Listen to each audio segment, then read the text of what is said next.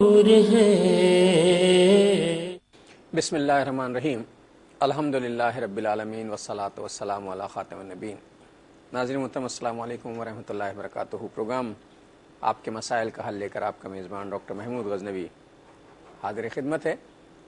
میرے ساتھ تشریف فرما ہے شیخ الحدیث مفتی محمد ابوبکر صدیق شاذلی، اور موضوع ہم نے پچھلی مرتبہ آپ سے طے کیا تھا کہ انشاءاللہ اب کسی نئے موضوع کے ساتھ ہم آپ کے ساتھ حاضر ہوں گے۔ نئے سے مراد میری یہ ہوتی ہے کہ ایسے موضوعات جن کا ہماری عملی زندگی سے بہت گہرا تعلق ہے۔ موضوع تو نئے نہیں ہوتے، باتیں کچھ ایسی ہوتی ہیں جو ہمارے علم میں نہیں ہوتی، اور جب ہم اس پروگرام میں اس طرح کی باتیں کرتے ہیں تو پھر یہ محسوس ہوتا ہے۔ مطلب پچھلے جتنے پروگراموں سے مجھے بہت زیادہ لوگوں کی رپلائی آئی، اور ابھی بھی 5 منٹ پہلے جب میں یہاں آ رہا تھا تو مجھے کچھ کالز آئیں موبائل پر، اور مجھے بتایا گیا کہ صاحب آپ نے یہ کہا تھا، یہ ہوا وغیرہ وغیرہ۔ تو سوالات کے جو جواب دیں تو کئی باتیں ایسی ہوتی ہیں کہ جو ہمارے لیے بظاہر نئی ہو جاتی ہیں، اس لیے کہ چونکہ ہمیں پتہ نہیں ہوتا۔ تو جو چیز علم میں نہیں ہے وہ جب علم میں آتی ہے تو خبر بن جاتی ہے۔ خبر کی تعریف یہی ہے کہ جو چیز اس سے پہلے ہمیں نہیں معلوم تھی، جب وہ معلوم ہو گئی تو خبر بن گئی۔ تو یہ پروگرام ایک طرح سے اصل میں خبریں پہنچانے کا پروگرام ہے۔ جو چیزیں ہمیں نہیں معلوم ہیں ان کی طرف معلوم کا، یعنی نامعلوم سے معلوم تک کا سفر جو ہے وہ ہم طے کرنے کی کوشش کرتے ہیں۔ اور جس دین کے ہم پیروکار ہیں، جس رسول کے ہم پیروکار ہیں، اس کے دین میں ایک ایک لمحہ جو ہے وہ رضائے الہی کے حصول کے لیے گزارنا ہے۔ ہمارا چلنا پھرنا، کھانا پینا، سونا جاگنا، زندگی کے تمام معاملات میں ہمارے پاس ایک بھرپور ہدایت موجود ہے۔ ہم وہ خوش نصیب امت ہیں کہ جس کو ایک ایسے نبی سے نوازا گیا ہے کہ جو خاتم النبیین ہے، اور ایک ایسی شریعت لے کر آیا ہے جو قیامت تک کے لیے قائم رہنے والی ہے اور ہر زمانے میں قابل عمل ہے۔ ہم نے بہت سی چیزوں کو نظر انداز کیا ہے اور بہت سے مسائل کا شکار بھی ہوئے۔ میں اب آپ سے ایک بات کہنا چاہتا ہوں، اور آپ شاید میری بات کی تصدیق بھی کریں۔ فی زمانہ اگر آپ سروے کر لیں تو 90% لوگ ایسے نکلیں گے جو کسی نہ کسی حوالے سے پیٹ کے امراض میں مبتلا ہیں۔ گیسٹرک پرابلم ہے، السر کی پرابلم ہے، دوسرے قسم کے مسائل ہیں، اعصابی نظام ہے کہ معدہ خراب ہے تو سب کچھ خراب ہے۔ اور معدہ کیوں خراب ہے؟ اس لیے کہ معدے کو ہم اس طرح استعمال نہیں کرتے جس طرح ہمیں استعمال کرنے کی ہدایت دی گئی ہے۔ اگر ہم اس طرح استعمال کرنا شروع کریں تو یقیناً ہم بہت سی بیماریوں سے خود بخود بچ جائیں گے۔ آج میں نے سوچا کہ کیوں نہ پھر آپ سے کھانے پینے کے آداب جو ہیں ان پر بات کر لی جائے۔ یہ بہت ہی معمولی سی بات ہے، آپ سوچ بھی رہے ہوں گے کہ یہ کیا موضوع اٹھا لایا، یہ تو روز کا مسئلہ ہے، لیکن آپ دیکھیے کہ ایسا نہیں ہے کہ جن موضوعات پر ہم بات کرنے جا رہے ہیں ان موضوعات میں باقاعدہ تفصیلات، باریکیاں، جزویات تک کی ہمارے پاس جو ہے وہ ہدایتیں موجود ہیں کہ کس طرح کھانا چاہیے، کیسے کھانا چاہیے، کب کھانا چاہیے۔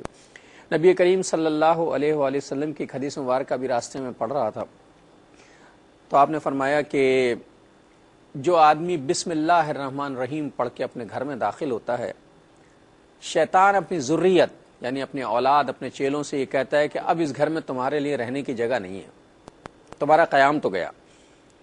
اور جب کھانے کے لیے ہم بیٹھتے ہیں تو شیطان کی ضرورت ہمارے ساتھ دسترخوان پر بیٹھ جاتی ہے اور وہ کھانے میں شامل ہو جاتے ہیں۔ لیکن اگر ہم بسم اللہ الرحمن الرحیم کہہ کے کھانا شروع کریں تو پھر شیطان اپنی عیال کو کہتا ہے کہ اٹھ جاؤ، نہ اس گھر میں تم قیام کر سکتے ہو، نہ اس گھر میں تمہیں کھانا مل سکتا ہے، مر جاؤ گے، بھوکے رہ نہیں سکو گے، کسی اور جگہ چلو۔ ہم بغیر بسم اللہ کیے کھانا شروع کر دیتے ہیں، الٹے ہاتھ سے ہم پانی پی رہے ہوتے ہیں، کس طرح کھاتے ہیں، کیا کھاتے ہیں۔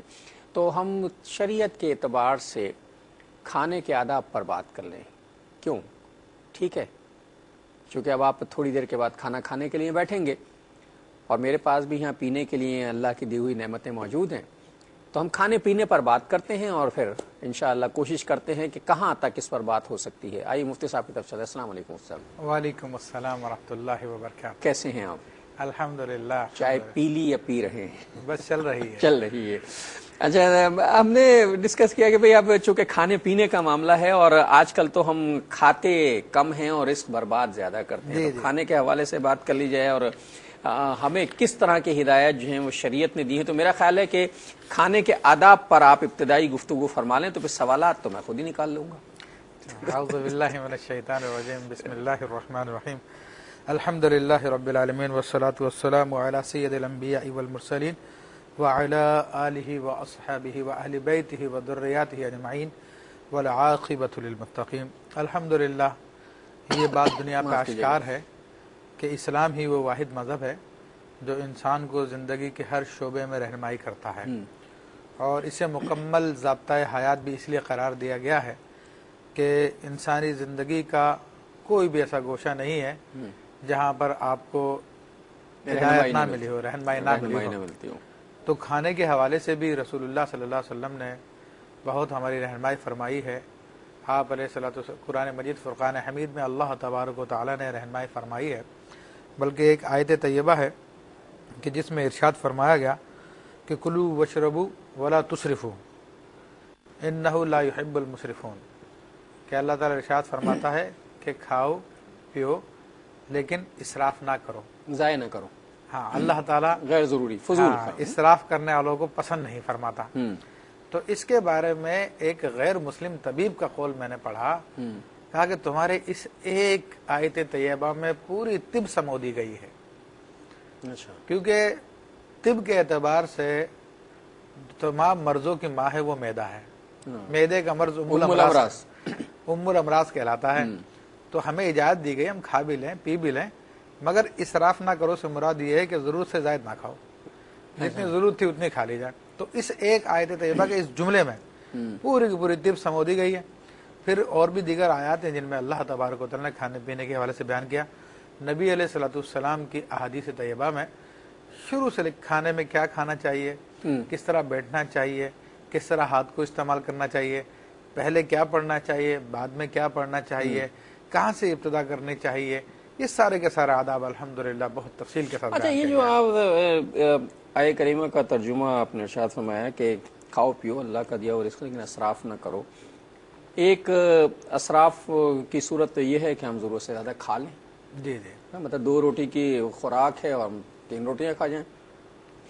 ایک دوسرے اسراف کی یہ ہے کہ ہمارے دسترخوان پر جو ہے وہ کئی ڈشیں ہوں، جی جی، یہ بھی اسراف ہے۔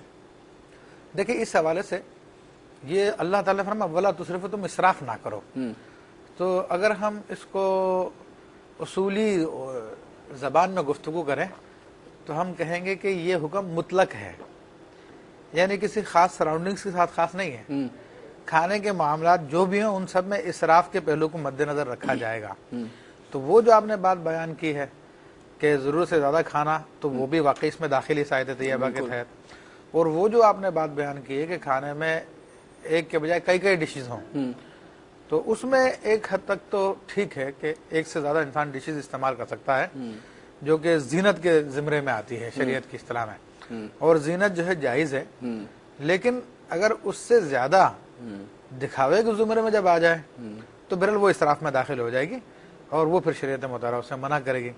مثلا ایک آدمی چاول کی ایک پلیٹ ہی کھاتا ہے عام طور پہ، لیکن اس کے سامنے چاول کی ایک پلیٹ بھی رکھی ہوئی ہے اور کوئی اور کباب بھی رکھے ہوئے ہیں، سموسے بھی رکھے ہوئے ہیں، دیگر چیزیں بھی رکھی ہوئی ہیں، تو بہرحال اس کو ہم اسراف نہیں کہیں گے، کیونکہ اگر وہ چھوڑ دیتا ہے تو اس کا مطلب ہی نہیں ضائع ہو جائے گا۔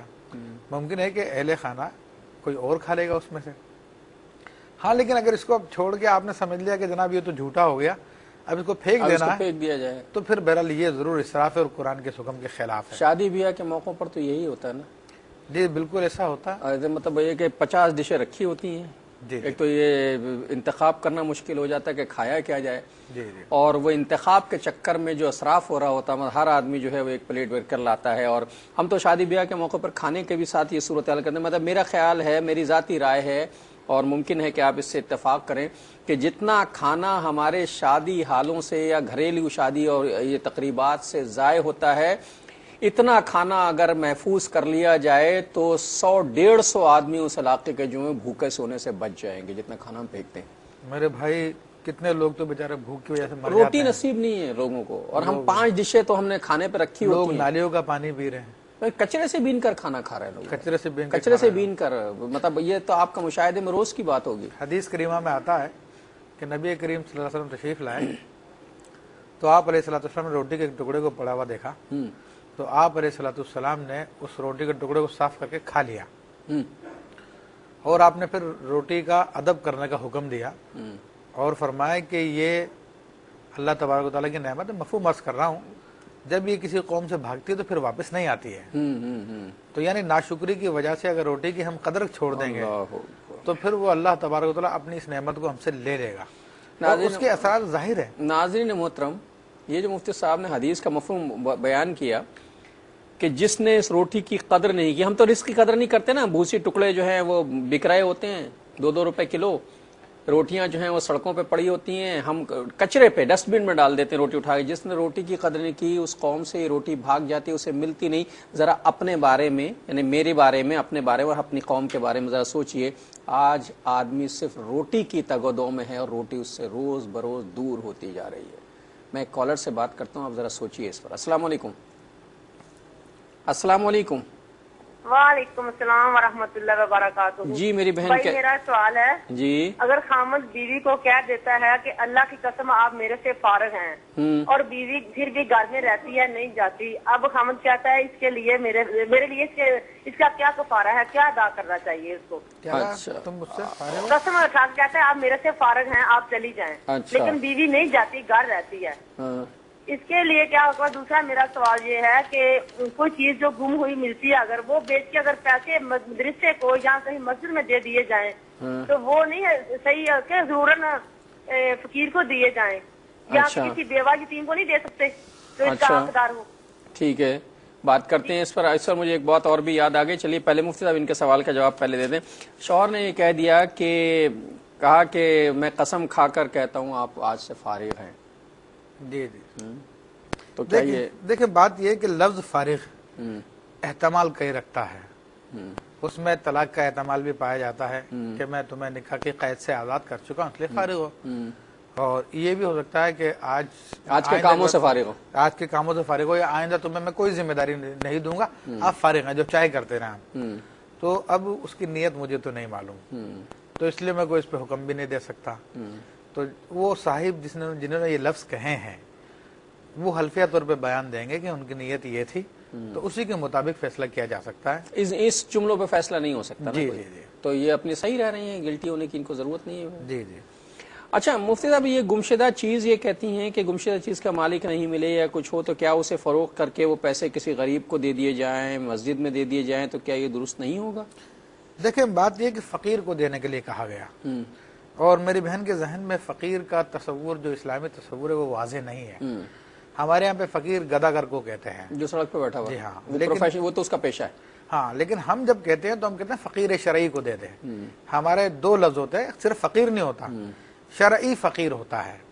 اور شرعی فقیر سے کے لیے ضروری نہیں کہ جو مانگنے والا وہی شرعی فقیر ہو، اس میں ہر وہ شخص شامل ہے کہ جس کے پاس اس کی حاجت اصلیہ سے زائد 52.5 تولہ چاندی کی قیمت نہ ہو، نہ اس کا ایسا کوئی سامان اور ضرورت سے زائد، تو وہ شرعی فقیر ہے. اب چاہے کوئی وہ ہٹا کٹا ہو، چاہے کوئی وہ لڑکا ہو، چاہے کوئی بوڑھا ہو، چاہے کوئی بیوہ ہو، عزیز اور رشتہ دار، چاہے کوئی لڑکی ہو، اگرچہ کہ اچھے عزت دار طریقے سے کسی گھر میں رہتے ہوں تو وہ بھی شرعی فقیر ہے. تو لوگوں کا یہ سمجھنا کہ فقیر سے مراد بھیک مانگنے والا، یہ بالکل غلط تصور ہے. شرعی فقیر ہم کہتے ہیں. تو اس میں اگر بیوہ ایک کی ایسی کنڈیشن ہے، کیونکہ بعض بیوہ ماشاءاللہ بڑی لینڈ لانڈ ہوتی ہے، بڑے ٹھیک ٹھاک ان کے پاس مال ہوتا ہے، اور بعض واقعی غریب بھی ہوتی ہیں، تو اگر ایسی کوئی بیوہ تو اس کو دے سکتے ہیں. ہمارے یہاں تو یہ فرض کر لیا گیا ہے. ہمارے یہاں 2 چیزیں بڑی فرض کر لی گئی مفتی صاحب، میں چاہوں گا لگے آتے ہیں سر بات ہے. ایک تو ہمارے یہاں پتہ نہیں یہ توہین کے زمرے میں اسے شامل کروں یا یہ جو ہے بے وقتی سمجھوں کہ جو آدمی نابینا ہے اسے لوگ حافظ جی کہہ کے پکارتے ہیں، مطلب یہ سمجھتے ہیں کہ خدا نخواستہ کہ نابینا ہی حافظ ہوتے ہیں. ہاں، یہ بالکل غلط تصور ہے، تضحیق آمیز لگتا ہے یہ. جی جی. اور دوسرے یہ کہ جو بیوہ ہو گئی ہے وہ مستحق ہو گئی، چاہے وہ کروڑ پتی کیوں نہ ہو.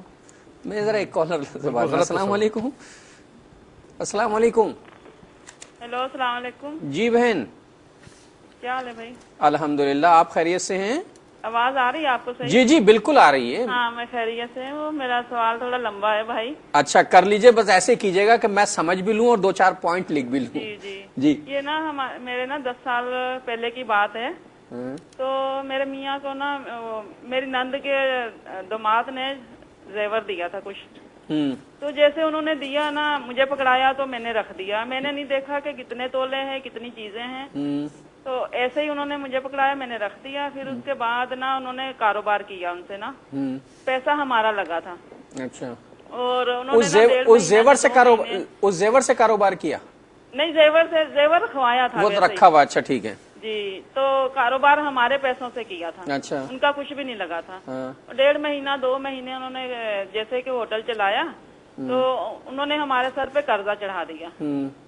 और मेरे मियाँ फिर ना उसके बाद 8 दिन उधर खड़े हुए, तो सबका कर्जा उतारा, घर से लेके गए हैं। तो जो एडवांस दिया था 50,000 जहाँ 55, वो भी हमारा गया, क्योंकि अग्रीमेंट हुआ था। तो 6 महीने हमने किराया भी भरा, 2800 या 2700 महीने का था। फिर उसके बाद हमने ना वो सामान ओने पोने बेचा, तो ये जेवर जो था मेरे मियाँ ने बेच दिया फिर ना। अच्छा, 33,000 का उस टाइम पे बिका था, 10 साल पहले। तो मेरे शोहर को इंतकाल हुए हो गया 4 साल हो गए।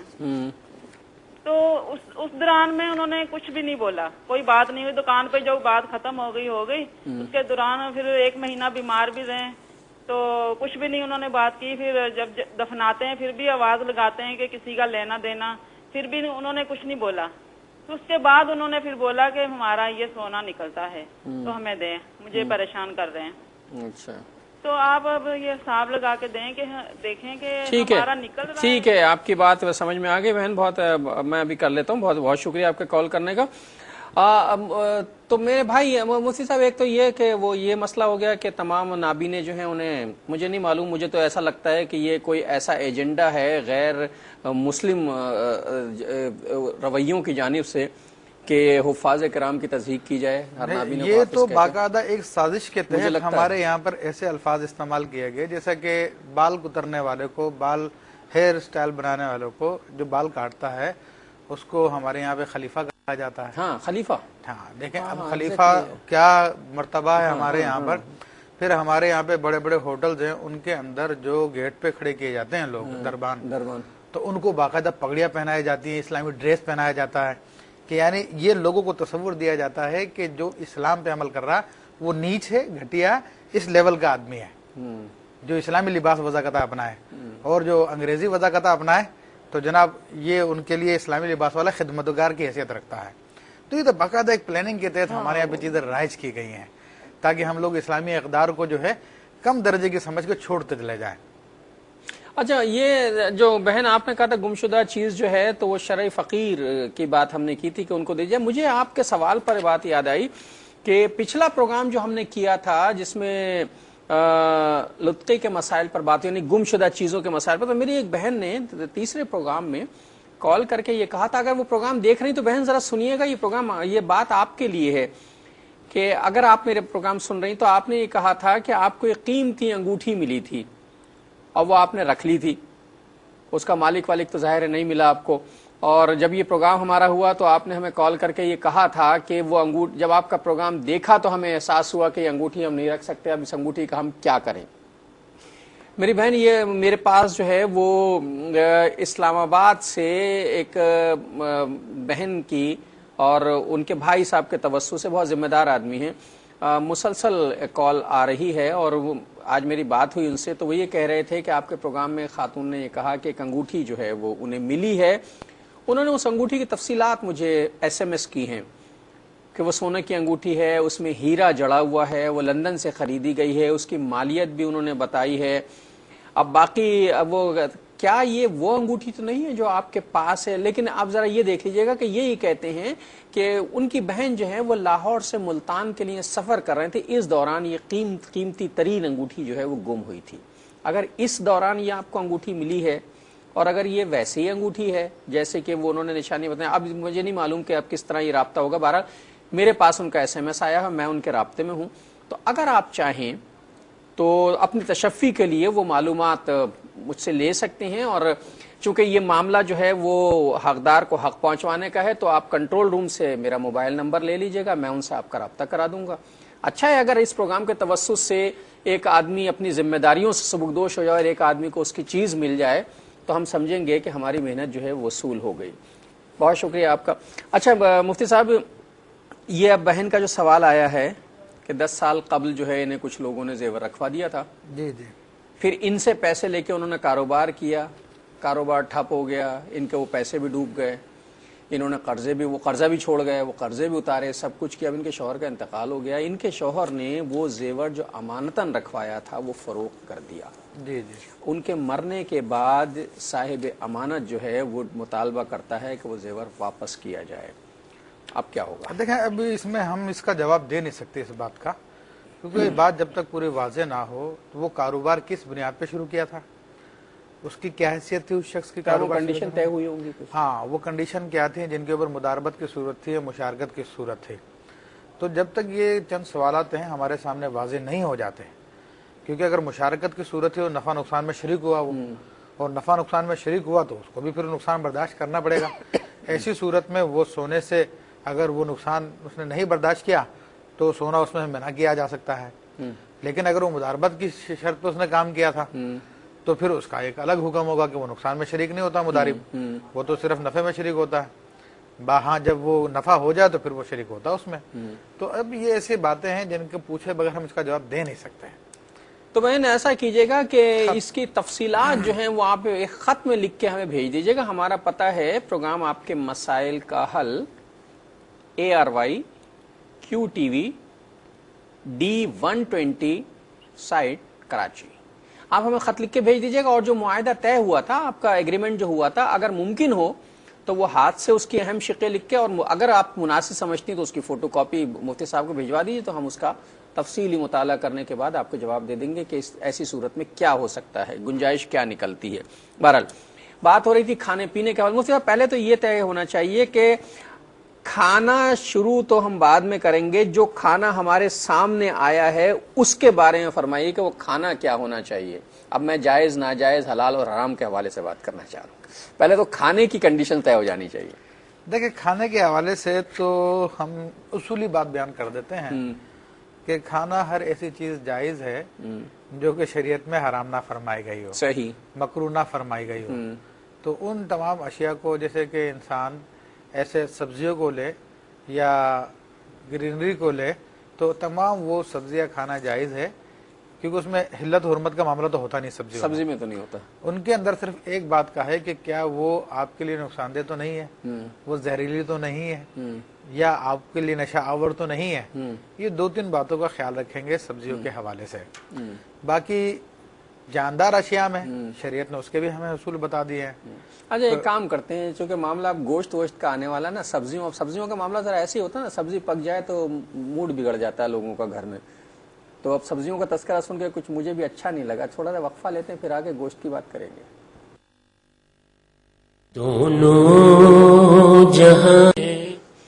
السلام علیکم ورحمۃ اللہ وبرکاتہ. ویلکم بیک ناظرین. وقفے کے بعد پروگرام میں آپ کا خیر مقدم. بات یہ ہو رہی تھی کہ کھانا کیا چاہیے, کیا ہونا چاہیے. تو طے یہ ہوا تھا کہ صاحب جائز ہونا چاہیے اور حلال ہونا چاہیے. سبزیوں پر بات ہوئی تھی کہ سبزیاں جو ہیں ان میں تو ایسا مسئلہ ہوتا ہی نہیں ہے.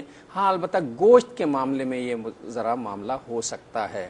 تو آئیے ذرا گوشت کے بارے میں بات کر لیتے ہیں اور پھر آداب پر بات کریں گے. جی تو گوشت میں کن چیزوں کا دیکھیں, جو جانور ہوتے ہیں تو ان کے بارے میں فرمایا کہ کلو دی نابن حرام, ہر وہ جانور جس کے کچلی کے دانت ہوتے ہیں, سامنے کے 2 بڑے بڑے دانت ہوتے ہیں, وہ حرام ہے, نوچ کے کھانے والے. جی جی.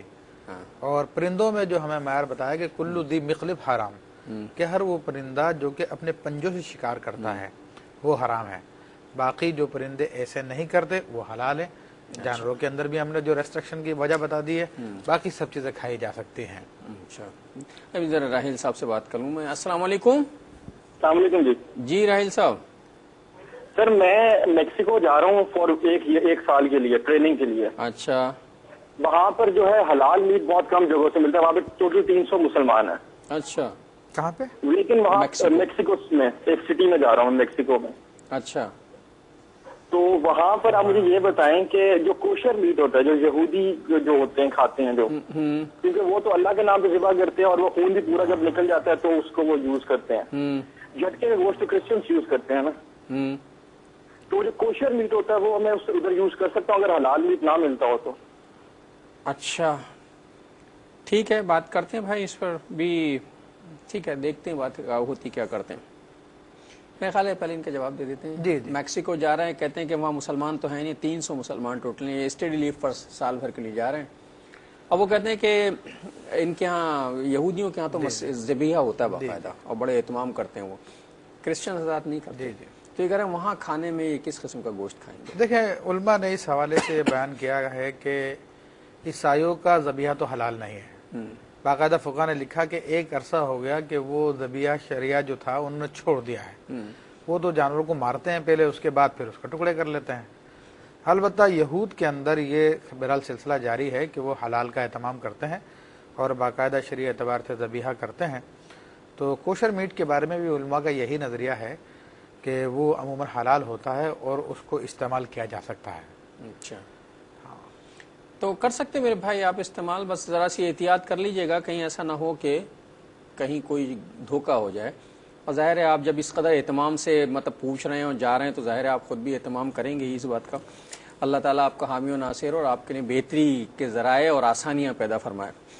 اچھا مجھے یہ بتائیے کہ کھانا شروع کرنے کے آداب کیا ہوں گے؟ مطلب یہ ساتھ تو طے ہو گئی گوشت حلال ہوگا, سبزی حلال ہوگی, کھانا اب کھانا کیسے شروع کرنا ہے؟ دیکھیں اب یہ لوگ سوچ رہے ہوں گے بتاؤ یہ بھی کوئی پوچھنے کی بات ہے, یہ تو ہم روز ہی کھاتے ہیں, دن رات اس سے سوال پوچھ رہے ہیں. دیکھیں سلام اس نبی پاک صلی اللہ تعالیٰ علیہ وسلم پر جنہوں نے اپنی امت کی ایسی رہنمائی فرمائی کہ علم جو جو ترقی کرتا جائے گا وہ اس کی حقانیت کو تسلیم کرتا چلا جائے گا نبی علیہ الصلوۃ والسلام کے طریقے کو. حضور علیہ الصلوۃ والسلام نے 1400 سال پہلے 1500 سال پہلے جو اپنے امتیوں کو کھانے کا طریقہ بتایا تو فرمایا کہ سب سے پہلے ہاتھوں کو دھو لیا جائے, کھانے کا وضو کر لیا جائے. اور کھانے کا وضو کیا بتایا؟ ہاتھوں کو دھو لیا پہنچوں تک اور منہ کی کلی کر لی جس میں ہونٹ بھی دھل گیا آپ کے. تو یہ کھانے کا وضو کہلاتا ہے. تو آج ہم دیکھتے ہیں کہ آج جدید سائنس جب اس نے جراثیم کو دریافت کیا تو اب ہر ایک سے یہ کہتی پھر رہی ہے کہ جناب ہاتھ دھو لیے جائے, جرمز ہو جائیں گے, بیکٹیریاز ہیں, یہ ہے وہ ہے. اور یہ بات اب پتہ چلی, اب پتہ چلی ہے کوئی 150 سال پہلے. ہاں, تو نبی علیہ الصلوۃ والسلام نے یہ ہدایت ہمیں 1400 سال پہلے عطا فرما دی تھی. تو اس میں یہ کہ انسان کے ہاتھ میں جو بھی نقصان دہ چیزیں ہیں وہ پانی سے دھل جائیں گی. پھر اس کا ادب یہ ہے کہ اس کو پوچھا نہ جائے. ہاں, ایک سوال یہ کہنا, ذرا تجمل صاحب سے بات کرنا. السلام علیکم. سرگودا سے تجمل صاحب. السلام علیکم. السلام علیکم سر, کیسے ہیں آپ؟ وعلیکم السلام. ٹھیک ٹھاک سر, فرمائیے. اچھا سر, میں نے پوچھنا یہ تھا کہ میں نا ایک مسجد میں نماز پڑھنے جاتا تھا تو اس مولوی صاحب کے نا کریکٹر میں کچھ تھوڑا فرق تھا, مطلب وہ ٹھیک نہیں تھا. تو اب میں وہ چھوڑ کے دوسری مسجد میں جا رہا ہوں نماز پڑھنے, تھوڑا دور. تو کیا یہ میرے لیے ٹھیک ہے یا مطلب نزدیک کی مسجد میں نماز پڑھنا چاہیے؟ اچھا ٹھیک ہے, بات کرتے ہیں اس پر. اچھا جی, تو یہ ہمارے ہاں تو طریقہ یہ رسول اللہ صلی اللہ علیہ وسلم نے ارشاد فرمایا کہ صاحب ہاتھوں کو اچھی طرح یہاں تک دھو لینا چاہیے, کلی بھی کر لیں. بہت سے فوائد جو ہیں جس کو آج سائنس کہتی ہے کہ منہ پہ چونکہ گرد ورد لگی ہوئی ہوتی ہے ہونٹوں پہ وہ صاف ہو جاتی ہے, اندر بھی کچھ چیزیں, ہاتھ صاف ہو جاتے ہیں. لیکن ہم پتہ کرتے کیا ہیں, ہم یہ کرتے ہیں ہاتھ دھوتے ہیں بہت اچھی طرح ہاتھ دھو لیتے ہیں اور بہت گندی سی تولیہ سے پوچھ لیتے ہیں مفتی صاحب. ہاں, پر اگر اینٹی سیپٹک تولیہ تب بھی نہ یوز کیا جائے, کیونکہ ہم تو سائنس کے پیروکار نہیں ہیں, ہم تو سنت کے پیروکار ہیں. اس میں ہاتھ کھانے کے لیے جب ہاتھ دھوئے جاتے ہیں تو پھر پوچھے نہیں جاتے. اچھا, ہاں, ان کو نیچرلی طور پہ خشک ہونے دیا جائے. ہاں, تو بہرحال لوگ اس کا بھی اہتمام کر سکتے ہیں. جناب یہ تو اینٹی سیپٹک ہے تولیہ, اس کو یوز کر لیں. تو میں تو سمجھتا ہوں بہرحال ہمیں تو سنت پہ عمل کرنا چاہیے. ہاتھ دھونے کے بعد کھانے سے پہلے پھر پوچھے نہ جائے. اچھا, کھانا گرم کھانا چاہیے, مطلب توے سے روٹی اتر کے سیدھی پلیٹ میں آئے اور سیدھی اندر چلی جائے؟ ارے تو آپ تو پہلے سے بہت جلدی اندر اتارنے کی بات کر رہے ہیں. ابھی تو بہت سارے آداب ہیں جو دسترخوان تک پہنچنے سے پہلے ہمیں شروع کر رہے ہیں. میں تو ابھی کھانے پینے کے اس میں شروع کرنا. ابھی تو بسم اللہ پڑھ لی ہم نے. ابھی کہاں پڑھی ہے؟ بسم اللہ بھی نہیں پڑھی. ابھی معاف کیجیے گا, ابھی تو بسم اللہ بھی نہیں پڑھی. ابھی تو ہاتھ دھوئے خالی, جی جی, پوچھے نہیں ہے. پھر اس کے بعد آدمی کھانے کے دسترخوان پہ آ کے بیٹھ جائے. اب دسترخوان پہ بیٹھنے کا ادب یہ ہے کہ اپنا بایاں پاؤں بچھا لے اور دایاں پاؤں جو ہے کھڑا کر لیں. یہ والا پاؤں جو الٹا والا بچھا لیں گے اور یہ والا پاؤں کھڑا کر لیں گے. جی ہاں, اچھا, اس طرح بیٹھ جائیں, اس طرح کھڑا کر کے بیٹھ جائیں. یا پھر دوسرا طریقہ یہ ہے کہ آپ اپنی سٹنگ کو زمین پہ لگا لیں جس طرح بیٹھتے ہیں اور دونوں پاؤں کو بھی کھڑا کر سکتے ہیں، یعنی اکڑوں بیٹھنے والی کیفیت جو ہے۔ تو یہ طریقہ ہے سنت کے مطابق کھانے کا، اور اس کا فائدہ کیا ہوتا ہے کہ انسان زیادہ نہیں کھاتا، ہاں یہ حکمت نظر، پیٹ تو دبی گیا، پیٹ دب جاتا ہے اور جتنی اس کو ضرورت ہوتی ہے اتنا ہی لیتا ہے انسان پھر، ورنہ پیٹ میں تو پھر اگر آلتی پالتی مار کے بیٹھ گیا جی جی تو پھر پیٹ جو ہے وہ تو کھلتا ہی چلا جائے۔ جی جی بہرحال ناجائز تو وہ بھی نہیں، لیکن ادب کی ہم بات کر رہے ہیں۔ عبد الکریم صاحب سے ذرا بات کر لیں۔ السلام علیکم۔ السلام علیکم۔ جی وعلیکم السلام۔ جی عبد الکریم صاحب کہاں سے؟ جی کور غلامن سے عبد الکریم میں بات کر رہا ہوں۔ جی فرمائیے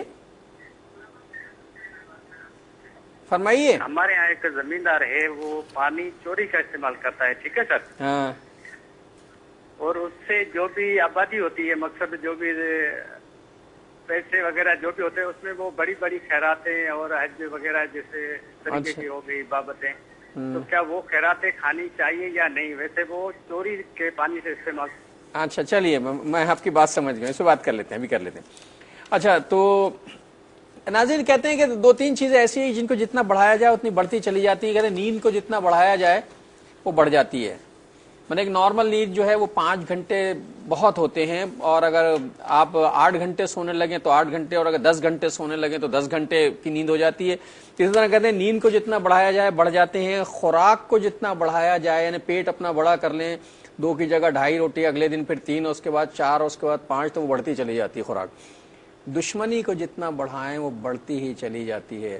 تو یہ جو آداب بتایا گیا کہ اکڑوں بیٹھ کر کھانا کھا لیں، یا ایک پیر کھڑا کر کے ایک بچھا کے کھانا ہے، اس سے میدا تھوڑا سا دب جاتا ہے۔ اور اچھا چلیے یہ طریقہ بھی ہو گیا، بیٹھ گئے، اب کھانا شروع کر رہے ہیں۔ دیکھیں اب اس کے بعد جو ہے اس میں بھی میں چند ایک باتوں کی ضرور میں چاہتا ہوں کہ اس پر تفصیل سے بات، چونکہ آج ہم لوگ ماڈریٹ ہو رہے ہیں، اور ایک زمانہ میں نے دیکھا اپنے بچپن میں کہ جب عام طور پہ دعوتیں ہوا کرتی تھی تو باقاعدہ زمین پہ دریاں بچتی تھی اور دسترخوانوں کا اہتمام کیا جاتا تھا، اور ہر آدمی جو ہے یہ تقریباً اس کا طریقہ کار یہ ہوا کرتا تھا، اور بہت تمیز سے ڈشیں رکھی جاتی تھی، پلیٹیں رکھی جاتی تھی۔ ڈشوں کے اندر بھی میں نے یہ دیکھا کہ پورے برتن نہیں رکھ دیے جاتے، بلکہ عام طور پہ ایک آدمی ایک برتن میں کھانا رکھتا ہے، اور ہر شخص کو حسب ضرورت جتنا کہتا ہے اتنا ڈال دو، اتنا ڈال دیا جاتا ہے، یہ بھی میں نے دیکھا۔ تو ایک آدمی سب کو سرو کر رہا ہوتا ہے، یا 2-4 آدمی ہوتے ہیں، مہمان نوازی تھی، ہاں، تو اس میں وہ طریقہ کار ہوا کرتا تھا۔ تو یہاں پر بیٹھنے کے اندر کوشش کرے زمین پہ بیٹھے کہ سنت کے مطابق ہے، اور عاجزی کا طریقہ ہے۔ نبی کریم صلی اللہ تعالی وسلم کا یہی طریقہ تھا، آپ زمین پہ بیٹھ کے تناول فرمایا کرتے تھے۔ اچھا میں اشرف صاحب سے بات کر لوں انڈیا سے۔ السلام علیکم۔ وعلیکم السلام۔ جی وعلیکم السلام۔ جی فرمائیے۔ میں انڈیا سے بول رہا تھا۔ جی مجھے معلوم ہے، فرمائیے۔ میں بکر صاحب سے بہت آپ کی آواز بہت کٹ کٹ کے آ رہی ہے، آپ کی آواز بہت کٹ کٹ کے آ رہی ہے۔ ہاں بولتا ہوں ابھی، کیا جو وہ آدمی موبائل سے بات کر رہا ہوں۔ ہاں آپ کے سگنل ڈراپ ہو رہے ہیں بار بار۔ میں چل رہے ہیں نہیں سر؟ ہاں بتائیے چل رہے، سگنل چل رہے، بات ہو رہی ہے نا؟ ہاں بولیے بیلنس ضائع ہو جائے گا، بولیے میں سن رہا ہوں۔ کٹ گئے، میرا خیال ہے ڈراپ ہو گئی کار۔ اچھا زمین پر بیٹھ کر کھانا عجز اور انکساری کی علامت بھی ہے، رسول اللہ صلی اللہ علیہ وسلم زمین پر ہی بیٹھا کرتے تھے۔ بلکہ ایک روایت میں یہ آتا ہے کہ آپ علیہ الصلوۃ والسلام جب کھانے کے لیے تشریف فرما ہوئے تو کسی نے آپ کو تکیہ پیش کر دیا کہ آپ ٹیک لگا کے کھانا کھائیے آرام سے۔ ہاں، تو نبی کریم صلی اللہ علیہ وسلم نے تکیہ نکال دیا اور آپ بالکل جھک گئے زمین پر، فرمایا میں اس طرح کھاؤں گا، یعنی اپنے عاجزی کے اظہار کرنے کے لیے، اور آپ نے ٹیک لگا کے کھانے کو سخت ناپسند فرمایا کہ وہ متکبرین کا انداز ہوتا ہے۔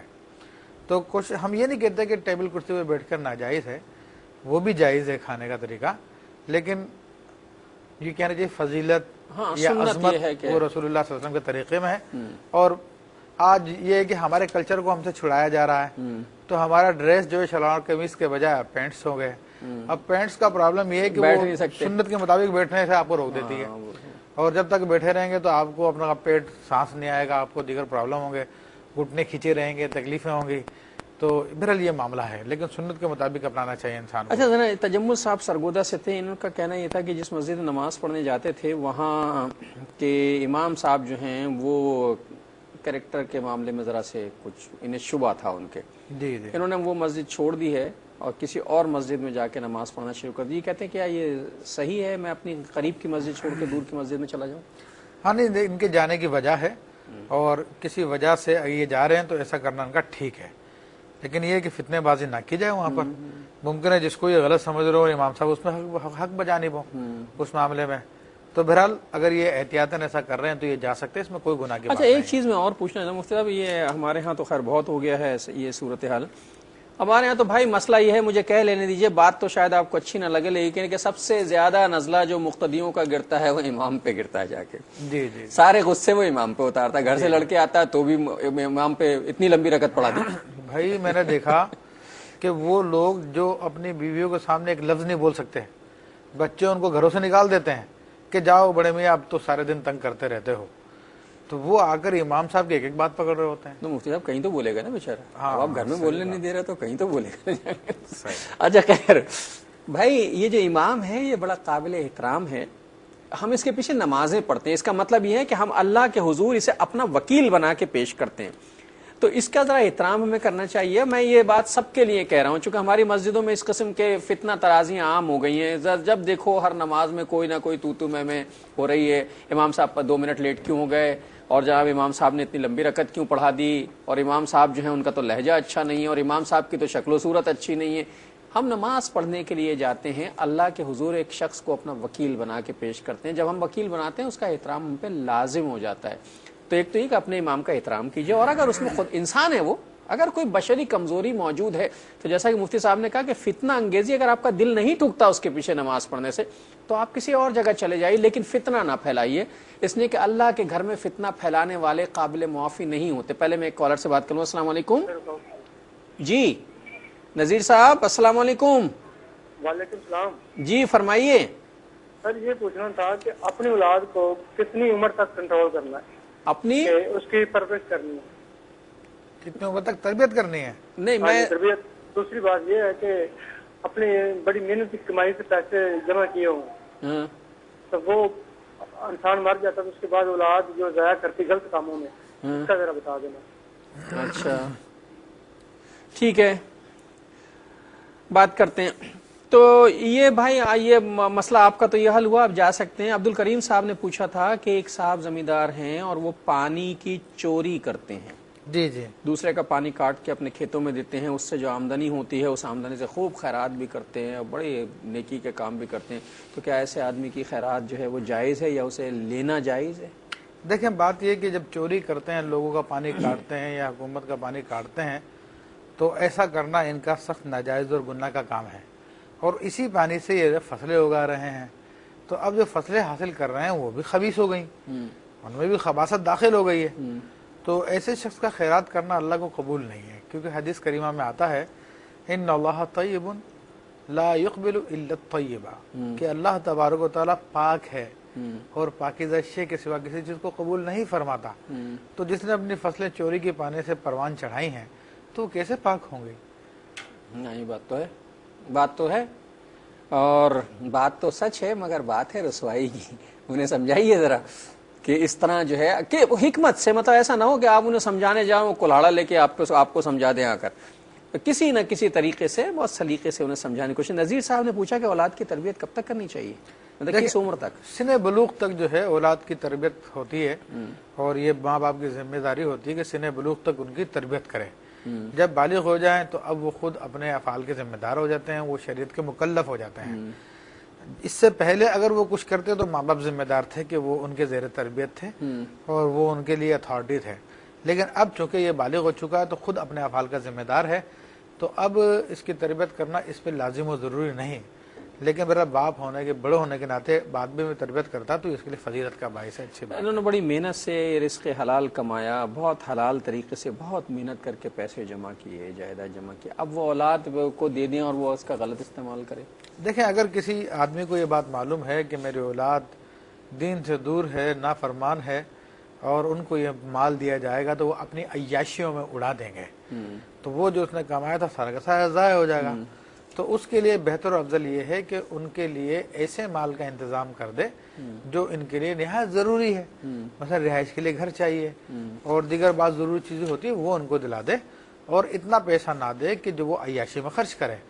وہ باقی پیسہ بہتر یہ ہے کہ اپنی زندگی میں کسی نیک کام میں لگا دے, اور جس کو واقعی یقین ہے کہ میرے اولاد اتنے مطلب کہ غلط کریکٹر کی ہے کہ جو واقعی عیاشیوں میں میری رقم کو اڑا دے گی, تو اس کے لیے تو بہت اہم بات ہے کہ اپنی زندگی میں جو ہے وہ سارا نیک کام میں خرچ کر دے, ان کی ضرورت کا صرف دے دے ان کو.